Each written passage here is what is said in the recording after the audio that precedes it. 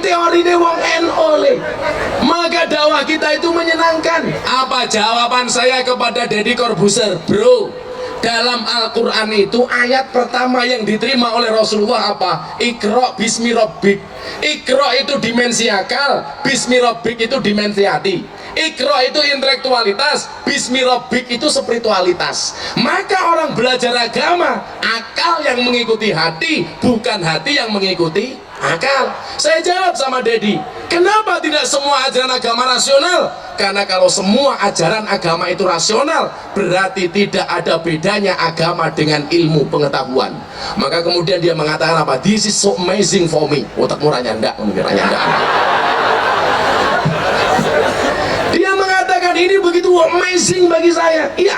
Maka kemudian saya tanya sama dia, coba kamu sekarang perhatikan, cinta itu dari mata turun ke hati atau dari hati naik ke mata? Dia jawab, dari mata turun ke hati. Kamu salah.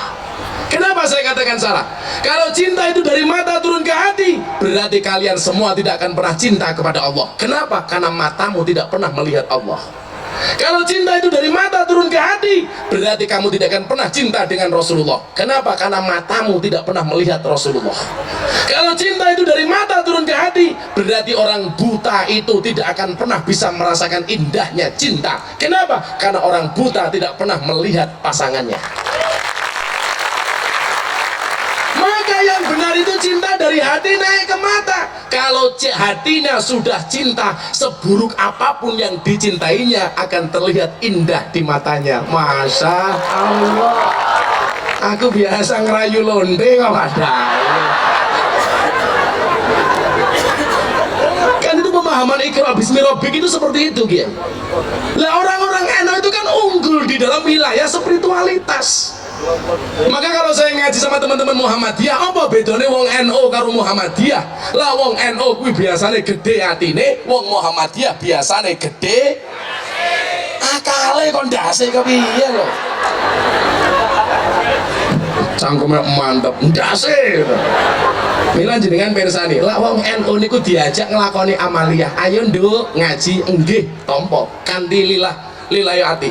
Lah wong-wong di luar NU dadak takon, iki dalile apa? Dadak takon, wong NU ayo tahlilan nggih, sami nawatokna. Orang dene, Andri dene. Ini sahabat baru kita yang baru masuk Islam ini. Ada iki Mas Andri. Ini. Shallu ala Nabi Muhammad. Mas Andri duduk sini. Ini baru kemarin malam minggu pahing di pondok. Jadi 5 orang tanpa janjian, 1 dari Jerman, 1 dari Kediri, 1 dari Semarang, 2 dari Jogja. Tahu-tahu datang ke panggung, Gus saya minta diislamkan. Sama ketika saya baru pulang dari Taiwan ngaji di Cikarang sama teman-teman PCNU Cikarang. Ada orang Katolik, tak pikir orangnya mau marah datang ke panggung, wajah menakutkan. Ngapa Mas? Aku jalur Islam. Halo, aku. Datang bengok. Kan aku kaget aku. Coba saya minta mic 1 sebelum saya lanjutkan. Saya mau ngobrol sama Mas Andri. Ini betapa kemudian dakwah ala ahlus sunnah wal jamaah itu bisa diterima oleh semua golongan. Rondone rasa melu-melu rondone. Coba dicek. Tes. Ya. Mas Andri nama kompleknya siapa? Andri Budi Setiawan. Dulu baptisnya apa dulu? Dulu Stefanus. Andri Budi Setiawan. Lah kayak Saverius kayak. Dulu Mas Andri agamanya apa? Katolik. Pertama kali kenal dengan Islam sejarahnya sampai ngerti Gus Miftah gimana? Awal pertama itu dulu ceritanya agak panjang, gue cuma subuh. Awal ceritanya saya kepengen dan ngobrol sama Tuhan. Tuhan tunjukkan agama saya yang paling pantas buat saya. Suatu saat kelak saya akan meninggal, tunjukkan agama apa yang paling pantas buat saya. Tiap hari jam 1, jam 2 itu saya keluar rumah. Belum kasih jawaban juga, saya doa juga terus, saya minta sama Tuhan terus. Akhirnya saya di teras duduk ketiduran. Bukan teras kafe tuh? Bukan.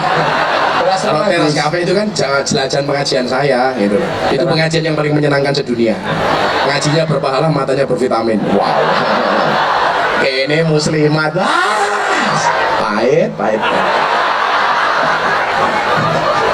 Terus teras. Nah, akhirnya saya di teras, saya duduk, mungkin kecapean, doa udah terlanjur malam. saya dikasih ngimpi sama Tuhan. Mimpimu apa, Le? Mimpi saya itu saya di tengah-tengah padang Arafah. Cuma hanya ada unta sama buah kurma. Mungkin itu yang Tuhan ngasih petunjuk buat saya kalau saya harus masuk Islam. Terus akhirnya delok YouTube Gus Miftah. Akhirnya saya lihat Gus Miftah, saya cari siapa yang bisa Membimbing kamu. membimbing saya di jalan yang baik, Islam yang tidak suka keras, yang ramah, yang baik hati lah pokoknya. Jadi akhirnya itu saya kan jarang buka YouTube. Tahu-tahu Gus Miftah yang ceramah di Purwokerto. Di Purwokerto, iya. Itu yang pertama kali saya bilang, lak wong menang sombong jenenge Jumawa, lak kalah ngaku kalah jenenge Legowo, tapi lak kalah ngaku menang jenenge cangkemmu. Aku nyeritain ngaji di Purwokerto itu salah satunya itu. Terus Salah satunya mungkin dari YouTube itu tadi menginspirasi saya. Mungkin inilah Gus yang cocok buat saya membimbing untuk alhamdulillah. Makanya ketika Mas Dedi itu mau masuk Islam, seminggu sebelum masuk Islam telepon saya, Kiai, bro, saya mantap masuk Islam. Saya tolak kok, Bro. Jangan. Loh, kenapa Gus? Jadi orang Islam itu berat, Ferguson, berat. Cukup aku saja, karena saya nggak mau orang masuk Islam main-main. Makanya begitu Mas Andre mau syahadat, kamu nggak ada paksaan, nggak ada. Masuk Islam, sukarela, iya. Jangan main-main dengan agama Islam. Saya tidak pernah memaksa siapapun. Saya hormat kepada agama apapun. Jadi kemudian tanya, kalau saya harus masuk Islam gimana Gus caranya? Gampang, bro. Besok wajah Islammu itu seperti apa? Tergantung pintu masuknya. Kalau pintu masuknya marah, maka Islammu akan penuh dengan kemarahan. Kalau pintu masuknya keras, Islammu akan penuh dengan kekerasan. Kalau pintu masuknya lebay, Islammu lebay. Ada Gus, ada jamaah. Lebay. Oh jamaah. Alhamdulillah. Kalau Islammu ramah, pintu masuknya ramah, maka Islammu akan penuh dengan keramahan. Islam yang menyenangkan, bukan Islam yang menakutkan. Kemudian Dedi jawab apa? This is you. Kalau memang saya harus masuk Islam dengan pintu yang menyenangkan, itu adalah kamu, kata dia. Oke, kalau gitu kita masuk Islam. Kapan? Waktu itu kita cari jadwal, semua TV telepon dia. Live Gus di TV, live di TV. Ternyata terbentur dengan regulasi KPI. Orang pindah agama tidak boleh dijadikan konten televisi. Begini minggir oleh nutupi rondo kayak lo. Akhirnya begitu dia bersyahadat di tempat saya, asyhadu alla ilaha illallah wa asyhadu anna muhammadar rasulullah. Dia peluk saya nangis, itulah jalan hidayah. Iya, rondo itu. Hebat baik Mas. Maka mohon maaf, berangkat dari kasus-kasus ini Kiai, saya mohon maaf teman-teman muda-mudi, teman-teman IPPNU atau siapapun malam hari ini yang punya media sosial. Kalau dulu zaman Kanjeng Nabi dakwah bilisan, zaman Utsman bil kolam, zaman Wali Songo dengan budaya, hari ini kita harus dakwah bil medsos. Contohnya Mas Andre ini masuk Islam, wasilahnya adalah Syekh YouTube.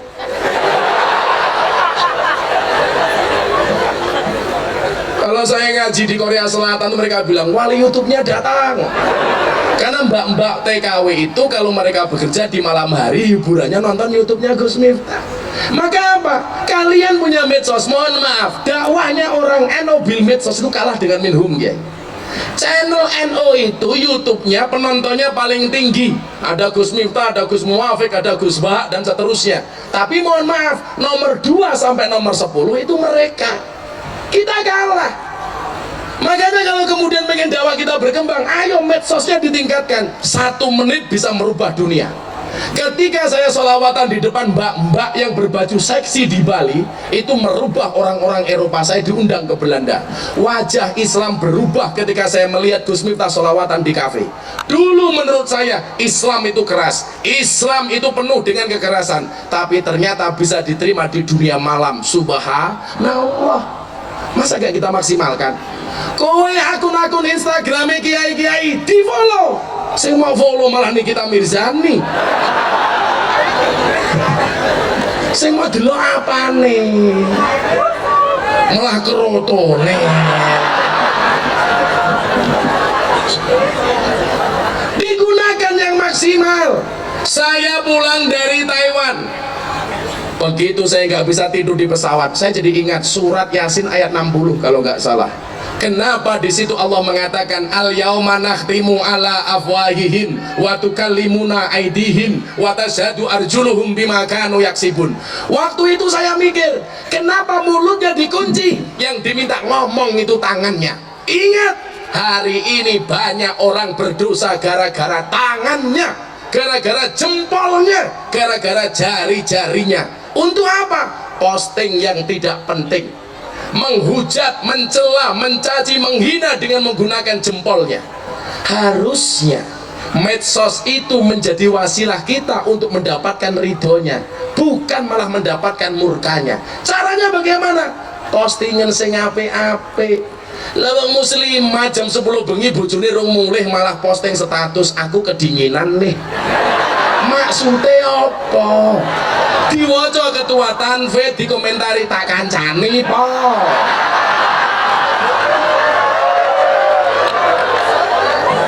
Iya ta. Akhirnya aku melu komentar WK. Coba yang bagus, jangan lebay dengan medsos. Bulan poso degan di foto posting ning Facebook. Nyuwun sewu, gas 3 kg diposting ning Facebook. Siang-siang begini lihat tabung gas 3 kg, serasa lihat kelapa muda. Apa matamu ki katarak? Kadang-kadang kurma ki lho difoto ning piring, ning dhuwur piring diposting ning Facebook. Wow, kurma, padahal apa? Coro. Ini kan anfaedah, tidak ada faedahnya. Ayo, kita semuanya bisa dakwah. Dakwah itu bukan profesi, tapi semua profesi harus berdakwah. Orang kudu kaya Gus Miftah blusukan ning lokalisasi. Nggak harus, cukup dengan HP-mu dari rumah, cukup dengan Facebook-mu, cukup dengan Instagram-mu. Ayo nih teman-teman Ansor, kita sadar bermedia. Karena kita ketinggalan, Pak. Kayak kemarin begitu saya diserang soal khilafah, akhirnya saya ngomong sama teman-teman NU, baru ada respon. Terlambat, sementara kita sudah diserang habis-habisan sama mereka. Naudzubillah min dzalik. Maka kalau kalian pengen menyelamatkan agamamu, pengen menyelamatkan akidahmu Ahlussunnah wal Jamaah Nahdiyah, jadikan media sosial sebagai wasilah untuk mendapatkan ridho Allah Subhanahu wa ta'ala. Cukup ngetik sing apik-apik. Coba dilihat dalam surat Yasin ayat 20 atau 21 itu ada ayat indah ya. Waja'a min aqsal madinati rajuli yas'a qala ya qaumi tabi'ul mursalin. Telah datang dari sudut kota seorang laki-laki yang banyak tafsir menyebutkan rajul ini namanya siapa? Habib Suro An-Najjar. Dia hanya tukang tebang kayu, tapi meninggalnya ditangisi oleh malaikat. Kenapa? Karena Habib Suro An-Najjar ini sering ngajak orang untuk ngaji. Qala ya qaumi tabi'ul mursalin, ayo melu ngaji para utusan kan. Kowe iso seperti Habib Suro ini meninggal ditangisi oleh malaikat, padahal dia bukan wali, dia bukan nabi, dia bukan kiai. Meninggalnya menggegerkan penduduk langit. Kenapa? Karena sering ajak-ajak mangkat ngaji, mung panitia pengajian. Awakmu punya medsos, yuk besok pengajian karo Gus Miftah. Ngene Gus Miftah malam minggu pagi ngono pengajian rutin kitab hikam. Ayo malu mangkat ngaji. Kelasmu kaya Habib Suro An-Najjar. Sing mau delok malah sepep-sepep. Yo ngalah malah gue mau beribik rondo. Lah kula diberi biasa. Kula niku membuka DM anyar di sini, Gus, tolong nikahi aku dong, jadikan aku yang kedua. Sorry, aku ngono. Aku ngono. Ya rondo-rondo tua nggih apa aku. Maka malam hari ini saya mengajak semuanya dakwah bil medsos.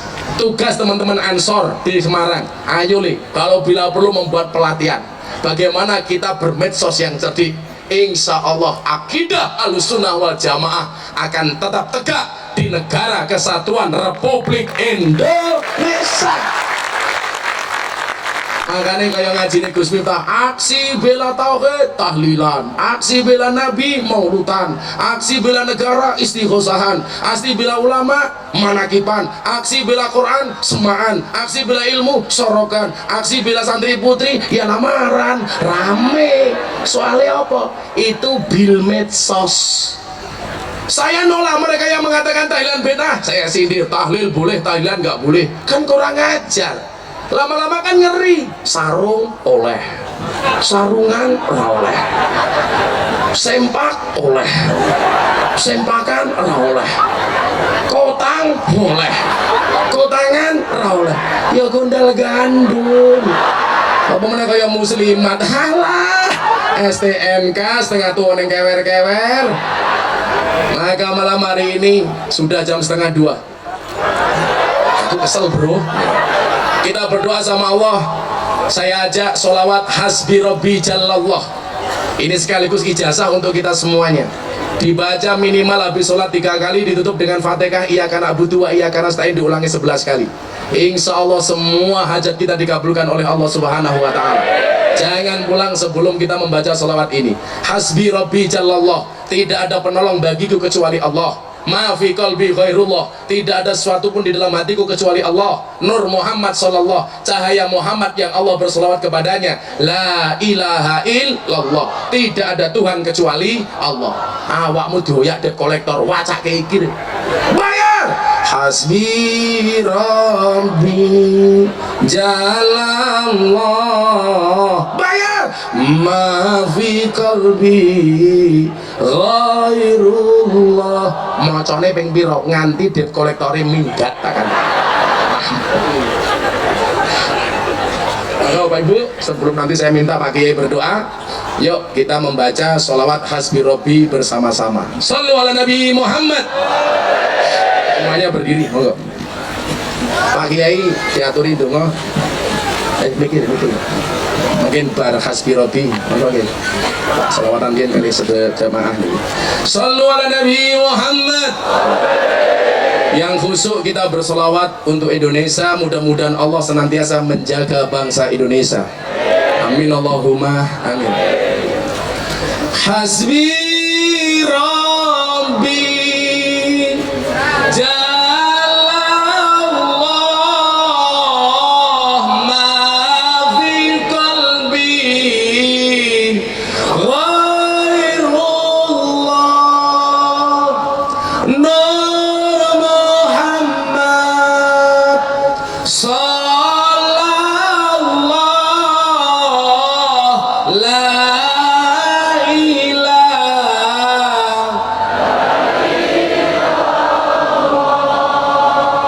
hasbi rabbi jalallah, ma fi qalbi ghairullah,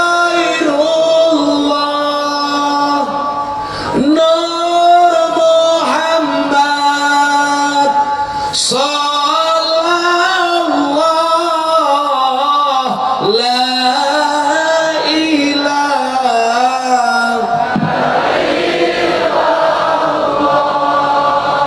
hasbi rabbi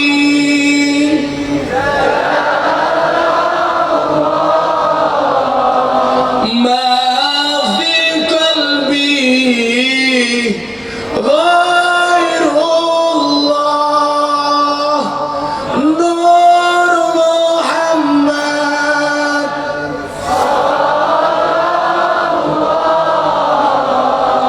la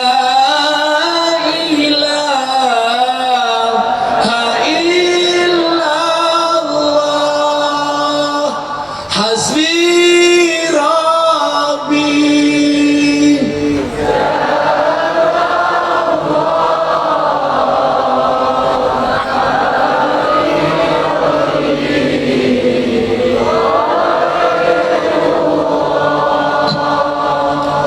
Nur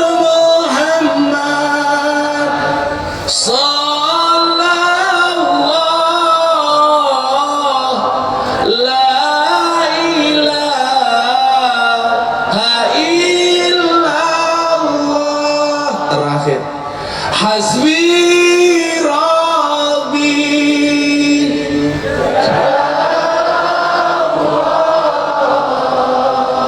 ma fi qalbi ghairullah no